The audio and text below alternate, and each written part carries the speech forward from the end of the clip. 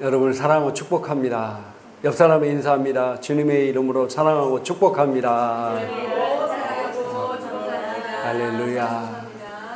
우리는 복의 근원입니다. 내가 축복한 대로 그 사람이 축복을 받습니다. 그래서 우리가 인사할 때도 믿음을 실어서 축복하면은 정말 그대로 역사가 일어납니다. 그런 의미에서 다시 한번 주님의 이름으로 사랑하고 축복합니다. 인사하겠습니다. 축복합니다. 할렐루야. 반드시 더 잘 됩니다. 자, 우리 하나님 말씀 에베소서 5장 18절 같이 한번 읽도록 합니다. 주보에 나와 있는데 한번 같이 한번 읽도록 하겠습니다. 에베소 5장 18절입니다. 같이 읽겠습니다. 술 취하지 말라. 이는 방탕한 것이니 오직 성령으로 충만함을 받으라. 다시 한번 옆 사람에게 인사하겠습니다. 성령으로 충만하세요. 성령으로 충만하세요. 오늘 이 말씀은 우리에게 굉장히 중요한 말씀입니다. 하나님의 말씀은 우리를 위해서 주신 말씀입니다. 그래서 그 말씀이 우리 삶 가운데 효력이 있게 하기 위해서는 우리가 그 말씀을 행해야 됩니다. 우리가 이 말씀을 지식적으로만 받는 것이 아니라 그 말씀을 우리가 행하기 위해서 하나님께서 우리에게 말씀 주셨습니다. 그래서 야고보서 1장 22절에도 한번 같이 한번 읽어볼까요? 너희는 말씀을 행하는 자가 되고 듣기만 하여 자신을 속이는 자가 되지 말라. 할렐루야. 어떤 분들은 말씀을 듣기만 하는 분들이 있습니다. 그들은 그저 그냥 말씀 듣는 것을 좋아하지만은 행하지를 않습니다. 지난주 설교 말씀 기억하십니까? 제목이 뭐였죠? 네, 간증 있는 삶이었죠. 간증이란 뭐라고 말씀드렸습니까?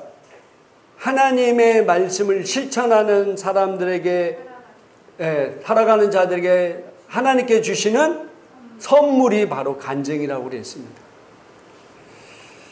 영혼구원, 재정, 치유, 기도, 말씀, 사랑, 이 모든 것들이 하나님의 말씀을 실천하면서 가는 자들에게 하나님께 주시는 선물, 나타나는 겁니다. 우리가 그대로 그 말씀대로 순종하면은 그런 간증이 나오게 되어 있습니다.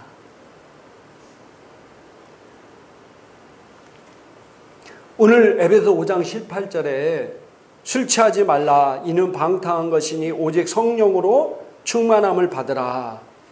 사도 바울이 우리에게 이 말씀을 우리에게 주셨을 때 이 말씀에 놀라운 계시가 있는 말씀입니다. 근데 많은 분들은 이 말씀을 볼 때 꼭 앞부분 말씀 술 취하지 말라. 봐라, 하나님 술 먹지 말라고 한 게 아니라 술 취하지 말라고 했지 않느냐. 그러면서 술 먹어도 된다. 이렇게 얘기하는 사람이 있습니다. 오늘 하나님께서 우리에게 하신 말씀이 술에 관한 것이 아닙니다. 사실은 술에 관한 게 아닙니다.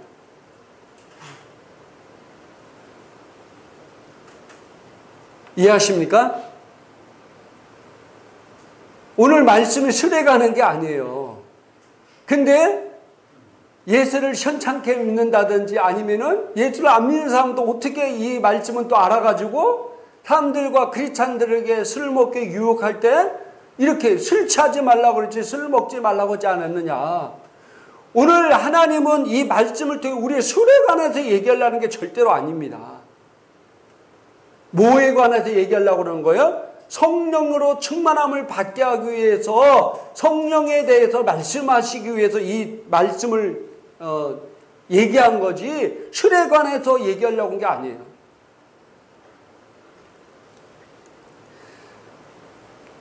사도 바울은 술에 관심을 두는 것이 아니라 성령에 관심을 집중하라는 것입니다. 하나님은 우리가 성령으로 충만하시길 원하십니다. 얼마나 자주 충만해야 됩니까? 얼마나 자주 충만해야 됩니까? 항상 충만해야 됩니다. 따라합시다. 항상 충만해야 된다. 많은 그리스도인들이 성령으로 충만하지 않기 때문에 평범한 삶을 살고 있다는 것입니다. 많은 그리스도인들이 성령으로 충만하지 않기 때문에 평범한 삶을 살고 있다. 성령으로 충만하라. 끊임없이 성령으로 충만하라. 그렇게 되면은요, 우리의 삶 가운데 초자연적이고 기적 같은 일들이 끊이지 않을 것입니다. 이게 하나님께서 우리에게 주신 약속의 말씀입니다. 할렐루야. 우리가 항상 성령으로 충만할 때, 그 말씀대로 순종할 때 우리의 삶은 평범한 삶이 아니라 초자연적인 역사와 기적들이 끊임없이 일어나는 능력 있는 삶, 항상 승리하는 삶의 비결이 바로 성령 충만에 있다는 사실입니다. 그래서 예수님께서 이 땅에서 우리를 위해 십자가에 죽으시고 내가 떠나는 것이 너에게 유익이라 이렇게 말씀하시고, 사도행전 1장에 예수님께서 승천하시고 사도행전 2장에 성령님이 이 땅에 오셨습니다. 그리고 우리 하나님의 사랑한 자들에게 이 성령을 주셨습니다. 그래서 이 성령으로 충만할 때 우리의 삶은 평범할 수가 없습니다. 많은 그리스도인들이 놀라운 능력을 갖고 있음에도 불구하고 성령으로 충만하지 않기 때문에 평범한 삶을 살고 있습니다. 예수님도 이 땅에 사셨을 때 성령으로 사셨습니다. 예수님의 제자들 삶을 한번 보시기 바랍니다. 예수님과 함께 지낼 때도 많은 역사와 기적과 표적들이 일어났지만은 그들이 성령을 받기 전의 삶과 받고 나서의 삶은 완전히 180도 다른 삶이었습니다. 우리도 마찬가지입니다. 그래서 그리스도인 중에서 아직 성령을 받지 못한 사람은 성령 받도록 만들어 드려야 되고, 성령을 받은 사람은 뭐 해야 돼요? 이제는 항상 성령으로 충만한 삶을 살도록 해야 됩니다.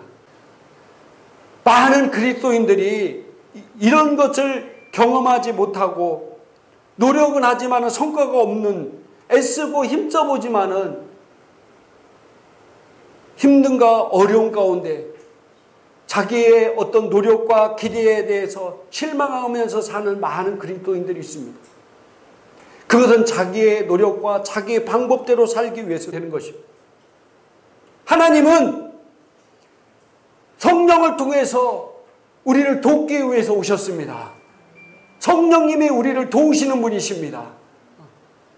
우리가 이 땅에서 초자연적인 파워 있는, 능력 있는 삶을 살기 위해서 우리를 돕기 위해서 오셨다는 사실입니다. 많은 그리스도인들이 항상 11조를 드리는데 재정 문제에 시달리고 있습니다. 늘 헌금을 드리는데도 돈 문제로 힘들어하고요. 사업과 일에 문제가 생긴 이유를 모르겠어라고 한탄하는 사람들이 많이 있습니다. 많은 삶의 도전과 많은 어려움들에 직면하고 있으면서 왜 내가 이렇게 힘들고 어려운 삶을 사는지 모르는 사람들이 많이 있습니다. 그것은 그 사람이 육으로 기능하면서 살고 있기 때문입니다. 인간적으로만 해결하려고 애쓰기 때문입니다. 그래서 우리는 영적으로 성장해야 됩니다. 한번 옆 사람 인사합시다. 영적으로 성장하십시오. 영적으로 성장해야 돼요. 영의 눈으로 바라봐야 됩니다. 우리가 성령으로 충만할 때 이 세상 일들이 작아 보이기 시작할 것입니다. 왕하 6장 이후에 보니까 아람 왕이 이스라엘을 침략하려고 여러 가지 계획을 세웁니다. 그런데 그 계획을 세울 때마다 자기 군사를 통해 어디를 침략하려 갈 때마다 거기 이스라엘 백성들이 벌써 튼튼히 방비를 하고 있어서 매번 작전이 실패하는 겁니다. 그래서 이 아람 왕이 분명히 내 신하 중에 한 명이 이스라엘과 내통하는 자가 있다, 이렇게 의심하고 이제 신하들을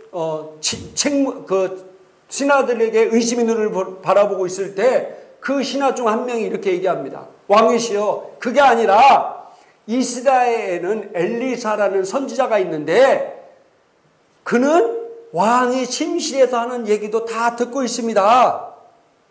그러니까 아람 왕이 이 얘기를 들으니까 이 엘리야 선지자를 두고서는 이스라엘 땅을 침략할 수 없다는 걸 알고 이 엘리사 선지자를 잡아서 죽이기 위해서 군사를 보냅니다. 어느 날 엘리사의 사환이 이렇게 보니까 그 성이 온 아람 군대가 성을 포위했어요. 그래서 깜짝 놀래가지고 이 사환이 엘리사에게 막 뛰어와서 고합니다. 우리 큰일 났습니다. 이 아람 군대가 이 성을 포위했는데 곧 함락되고 우리는 다 붙잡히고 죽게 될 것 같습니다. 라고 얘기합니다. 이게 육의 눈으로 바라보는 사람들의 시각입니다. 그러나 이 엘리사는 그러지 않았습니다. 그는 영의 눈으로 하나님 나라를 보고 있었습니다. 할렐루야. 육의 눈과 영의 눈의 차이. 그러니까 엘리사가 하나님께 기도해서 사환의 눈을 열었습니다. 육의 눈으로 바라볼 때 아람 군대가 그 성을 포위하고 있었지만은 영의 눈으로 사환이 영의 눈을 떴을 때 보니까 불병과 불말이 온 산에 가득했다고 했습니다. 육의 눈으로 볼 때는 아람 군대가 엄청나게 세 보이고 곧 침략해서 죽을 것 같지만 그러나 영의 눈을 볼 때 나와 함께 하시는 하나님의 능력이 바라보게 되는 것입니다. 그래서 세상 일들이 작아 보이는 거예요. 문제들이 작아 보이는 것입니다. 이것은 인간의 육의 힘으로 할 수 없는 일들입니다. 그래서 오늘 사도 바울은 우리에게 항상 성령으로 충만하라. 이렇게 바라보는 건 성령이 아니고는 할 수 없기 때문에 우리가 성령으로 충만하라고 이렇게 말씀하고 있는 것입니다. 고린도전서 2장 14절에 그래서 한번 읽어보겠습니다. 육에 속한 사람은 하나님의 성령의 일들을 받지 아니하나니 이는 그것들이 그에게는 어리석게 보이며 또 그는 그것들을 알 수도 없나니 그러한 일은 영적으로 분별되기 때문이라. 아멘. 육의 눈으로는 볼 수 없고 오직 영적으로 분별되기 때문에 우리가 성령으로 충만해야 된다고 말씀하고 있습니다. 그래서 우리가 이 성령으로 충만한 사람은요 근심과 걱정이 없습니다. 왜? 모든 것을 주님께 맡기는 그 믿음의 수준에 오기 때문입니다. 베드로전서 5장 7절에 한번 읽어보겠습니다. 너의 염려를 다 주께 맡기라. 이는 그가 너희를 돌보심이라. 아멘. 너의 염려, 너의 문제, 너의 지금 어려우고 힘들어하는 모든 것을 맡기라는 겁니다. 왜 맡기라고 얘기합니까? 내가 모든 것을 너를 돌보시고 내가 너의 모든 것을 할 수 있기 때문이다. 다른 말로 말하면 너의 문제를 내가 해결할 수 있기 때문에 그 문제를 나에게 맡기라는 겁니다. 맡기라. 할렐루야. 그래서 영의 눈으로 바라본 사람은 성령으로 충만한 사람은 믿음으로 그것을 맡겨버리는 거예요. 그러니까 근심 걱정이 없습니다. 그러면서 빌립보서 4장 13절 한번 읽겠습니다. 내게 능력 주시는 자 안에서 내가 모든 것을 할 수 있느니라. 아멘. 이 성령으로 충만한 사람은 내게 능력 주신 자 내가 모든 걸 할 수 있다는 그런 자신감과 충만함으로 살게 되어 있다는 사실입니다. 왜? 내 인간의 능력과 힘으로 오는 것이 아니라 하나님의 성령의 능력을 우리가 할 수 있다는 것을 알기 때문에 그렇습니다. 세상적인 언어를 씁니다. 그러나 성령으로 충만한 사람들은 언어도 달라집니다. 육적인 사람은 육적인 환경에 눈에 들어오기 때문에 부정적이고 안 좋은 것들 이런 것들을 씁니다. 그러나 성령에 충만한 사람들은요 항상 하나님의 말씀을 사용하게 되어 있습니다.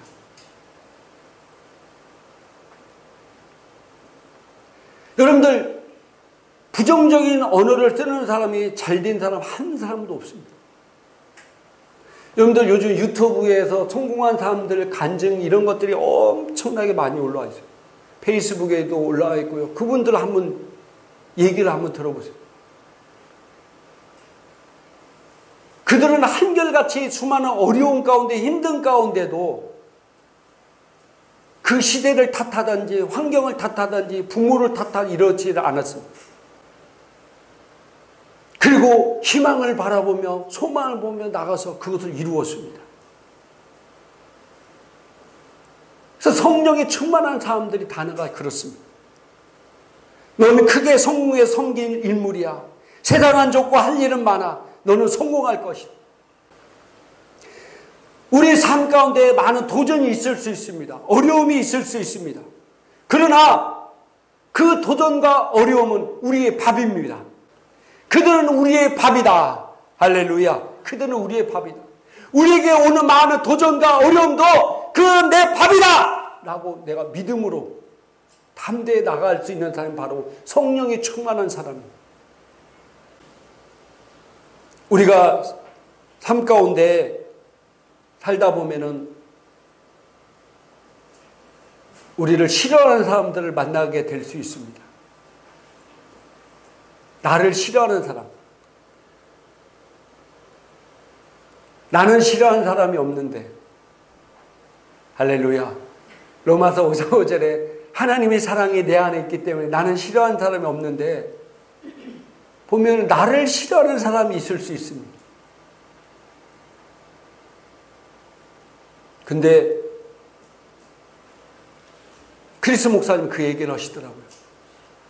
회사에서든 어디든지 나를 싫어한 사람은 하나님께서 그 사람을 손을 보기 위해서 그렇게 만든다라고 얘기하고 있어요.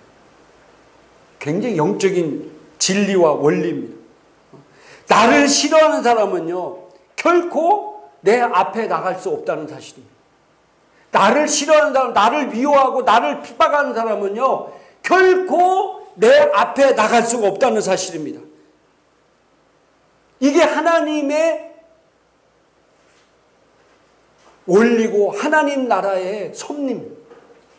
왜냐하면 하나님께서 우리를 복의 근원으로 만들고 우리를 통해 이 땅에 축복받기 위해서 하나님 나라가 선포되어 우리를 세웠기 때문에 우리를 핍박하고 우리를 못하게 굴고 안 되는 사람은 절대로 나보다 더 잘 될 수 없다는 사실입니다.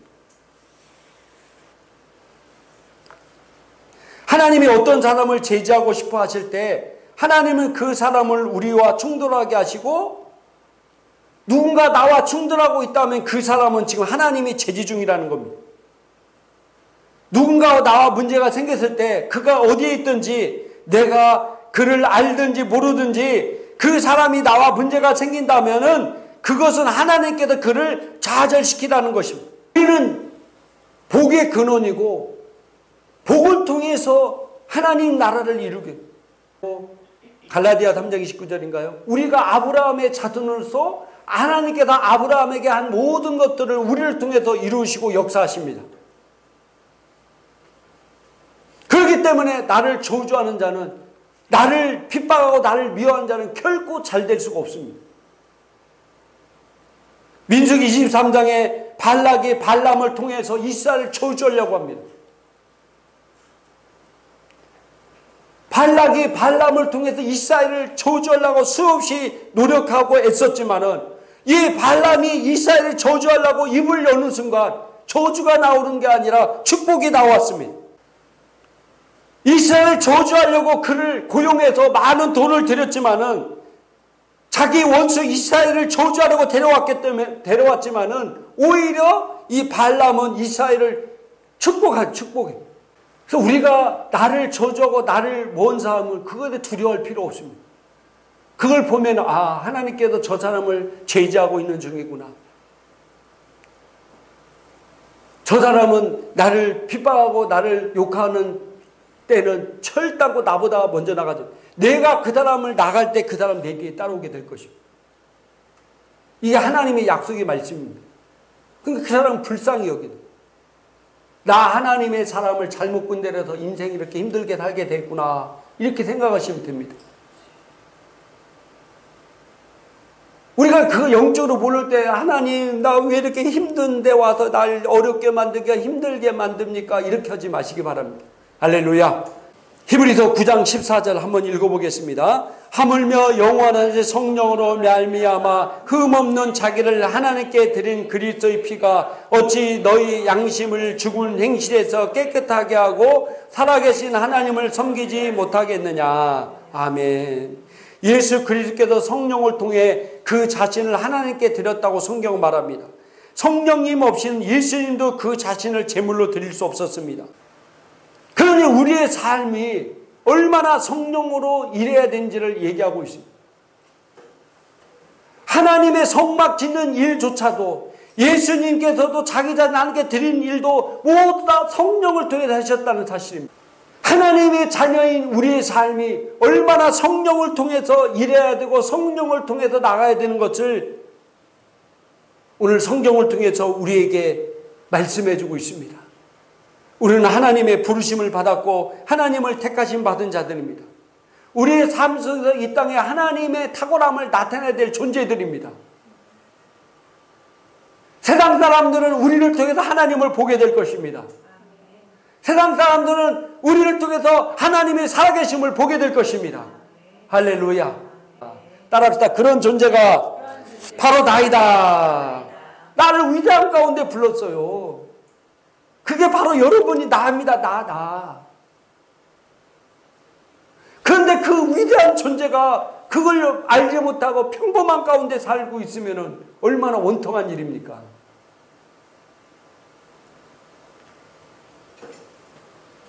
내게 능력 주신 자에서 내가 모든 걸 할 수 있느니라. 할렐루야. 네, 그런 존재입니다. 요셉이 보디발 집에서 섬기는 중에 보디발과 그 집이 큰 복을 받았습니다. 그죠? 보디발이 그것을 알았습니다. 요셉 때문에 우리 집이 더 잘되고 복을 받는다는 걸 알았습니다. 야곱도 마찬가지입니다. 삼촌 라반의 집에 있는데 야곱 때문에 자기가 복을 받았다는 걸 삼촌 라반도 알았습니다.